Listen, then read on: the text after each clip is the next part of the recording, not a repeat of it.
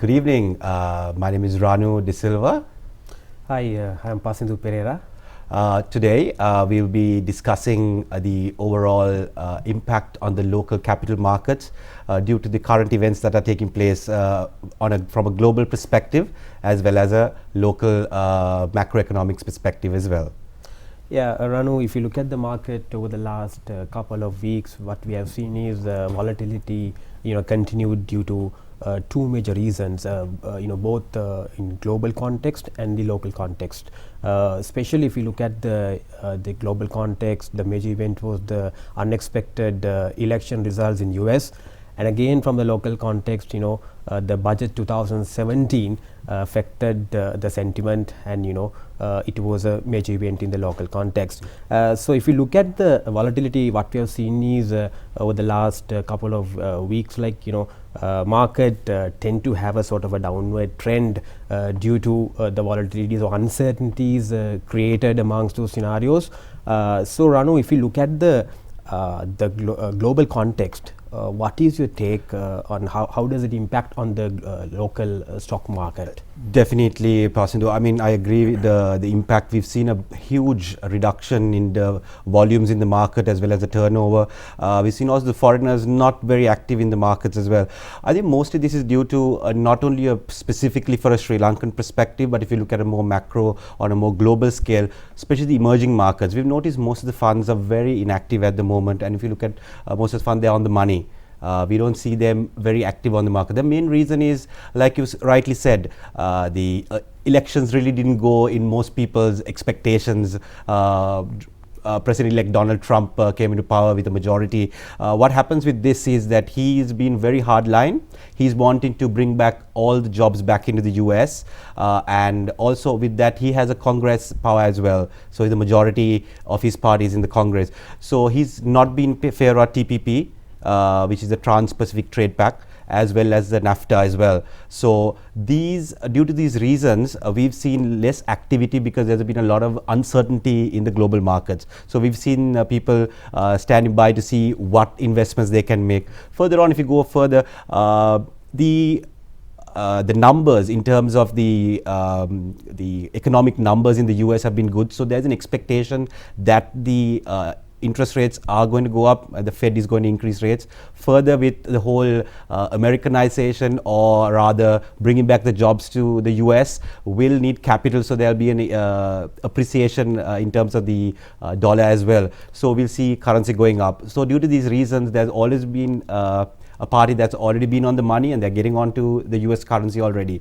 So that's what we've seen in the at the moment. You correctly said that's what we have seen over the last couple of weeks. We have seen some kind of a reversal in the foreign flows as well, especially not only in Sri Lanka, especially that has been spread across the entire emerging markets as a whole.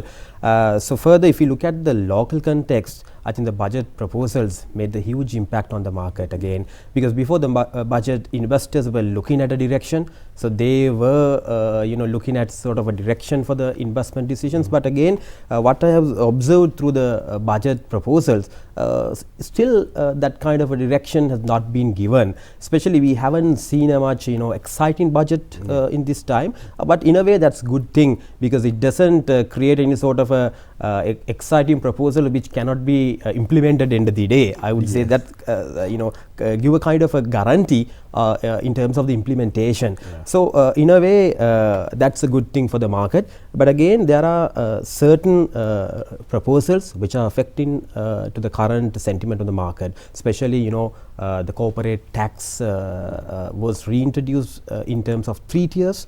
Again, the lower band got increased to 14%, which was at 10 to 12% earlier. So a lot of construction companies, a lot of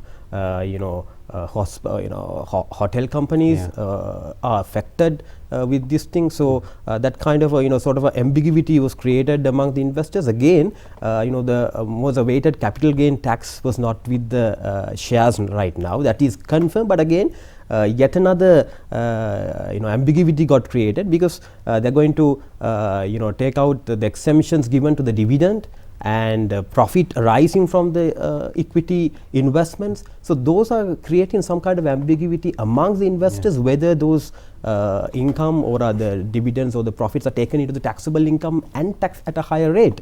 I think those are some of the things which create the volatility within the local context. Definitely, Basu. Also, what I see in terms of the long-term perspectives with the policymakers, I see some very good ideas coming forward to the budget as well, especially about the listing of the SOEs, the state-owned organizations. What is your take on that, maybe? Yeah, of course. If you look at the liquidity point of view, I think Sri Lanka local market doesn't have that much of liquidity which can attract the foreign investor base. I would say that's a need of our hour.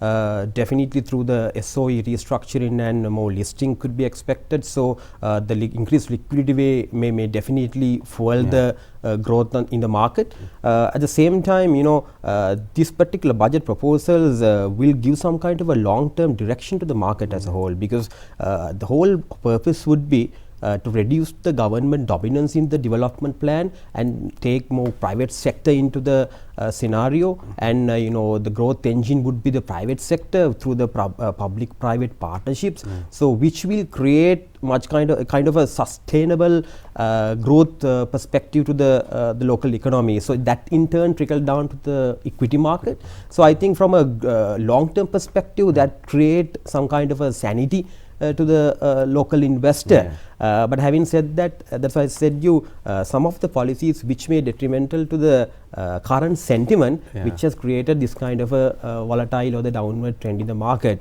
So Ranu, if you move on to the sectorial implications through these budget proposals, can you identify certain winners or the maybe low losers? Pasutul, I mean, my perspective, is what I see is the winners in terms of this budget, where I see the positive side for the sector-wise. I see the construction sector is definitely going to be one of the biggest winners.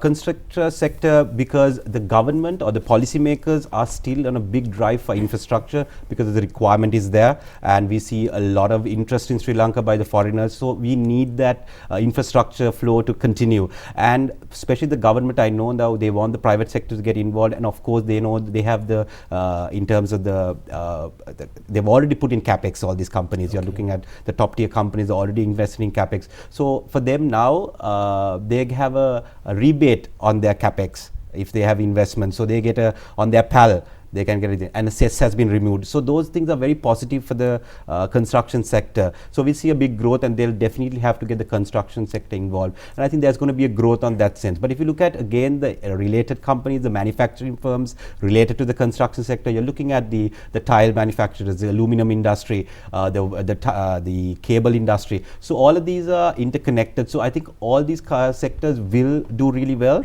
Manufacturing in terms of construction related as well.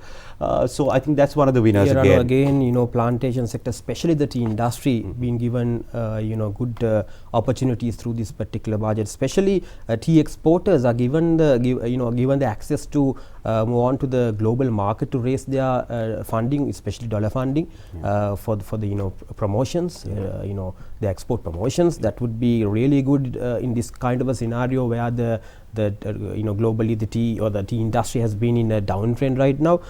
So through this particular concessionary, through this particular proposal where they are open up for the dollar funding at a concessionary rate, because the government is giving a guarantee, I think that would be the biggest advantage. At the same time, they'll be able to have a natural hedge over their currency exposure, currency risk. So that would also be a good point for the tea industry or especially the tea exporters point of view. Again, Ranu, I think the leisure sector also a winner through this budget. Definitely, positive. Talking about in terms of foreign earnings, we are seeing the tourism sector, again another very focused sector of the policymakers. They see a lot of revenue coming through this. We've seen about 16% increase on a YOY basis in terms of our tourist arrivals, etc. So I think what they've done is they've given 500 million in terms of the renovation. They've rather allocated 500 million for renovations for hotels, existing operating hotels. So that will be at a concession rate definitely. So I think that's definitely going to promote them to upgrade their facilities, etc. And also something good is they are going to take away that minimum price for the hotels by 2018.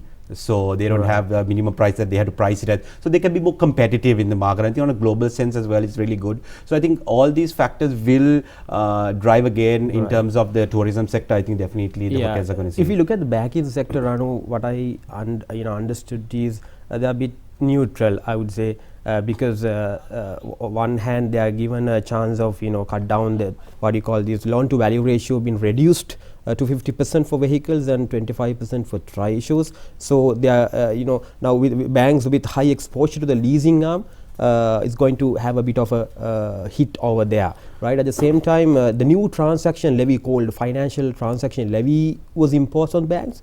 I would say that has a sort of a negative impact on the bank's performances, but still the proposal is a bit vague. So we'll have to closely monitor that thing. Again, the minimum capital requirement got increased. It was really doubled around from 10 billion to 20 billion. So some of the small banks are affected, but more or less I don't think the big banks are going to be affected with this thing, because they are anyway done with their capital requirement. And further, that will create some kind of a sanity or the stability in the banking industry as a whole.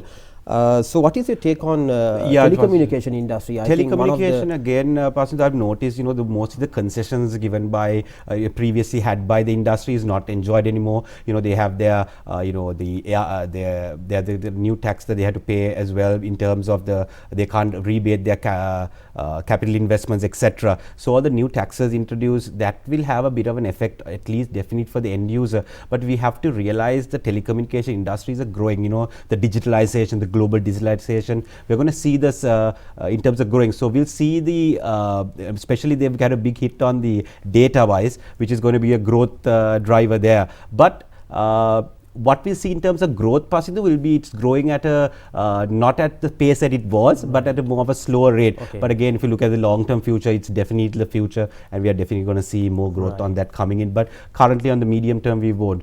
So Pasindu, in terms of that, I also feel that, to round it up, there are still winners on the market. And what I would say is, in terms of specific sectors, we can still keep an eye out for the specific sectors. In a closing note, I would say overall the stock market activities I expect to be much more volatile in the next or other 2-3 months also, because investors point of view I haven't seen a sort of a direction come from the budget. In terms of the long term, I'm really optimistic, but still in a short to medium term I expect the volatility to continue in Colombo Bourse. Thank you, Pasu. I think that is a very good outlook on the entire how we see the macro outlook. So thank you very much. Thank you everybody watching. Have a very good evening.